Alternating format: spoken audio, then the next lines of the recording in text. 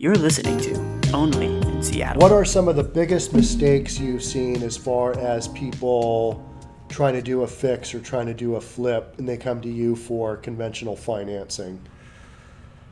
One thing is underestimating the work that goes into it and the time that it might take, and the cost. Yep. Time and cost. Yeah, let's talk about that. Yeah, time and cost. I would say those are the two. And not understanding the process. Hey, I can't get conventional financing. I now need private money lending. What are the costs to that? Yep. Factoring that in along with the construction cost. Because you might have $50K in construction costs, but if you get private money lending, you might have, you might have $15K in that stuff is expensive. Yeah, so you got to price that out. You got a $500,000 loan and you're at 12%. Yeah, and there's a lot of lenders, private money lenders out there that can be all over the board with those fees. Yeah. I know Legacy Capital, for instance, is very for what they do. It's very fair for what their fees are. So right, for the risk they're taking. Yes. And on the appraisal end of things, I get called in all the time. All right, so you did this appraisal for us a year ago. These people are still working on the home. Oh boy. We are wondering if you can get more value now, because guess what?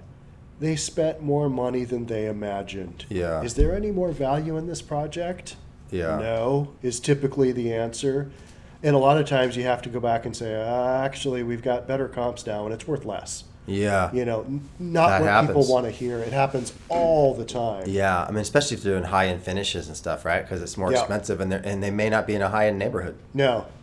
So they have essentially overspent on their project, which took them longer. They spent more money, and now they're stuck. They got the nicest house in the neighborhood, but it ain't worth it. It's not worth it. And so I got to be the bad guy and say, well, it's not worth anymore. And so then they got to figure it out, to figure out where they're going to get money to finish it out, and then get their permanent financing. Yeah. And so then you would work, so once people get a fixer up and done, you would work on getting them permanent financing, which is at the point where the house is done. Yes. Right? Once it's complete, the project's been complete, and we can get the appraisal order from, appraiser and go out there. Normal process. Yep, normal process. Yep.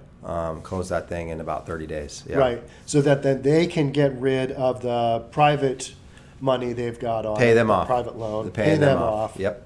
Because that clock is ticking and it's super expensive. Exactly.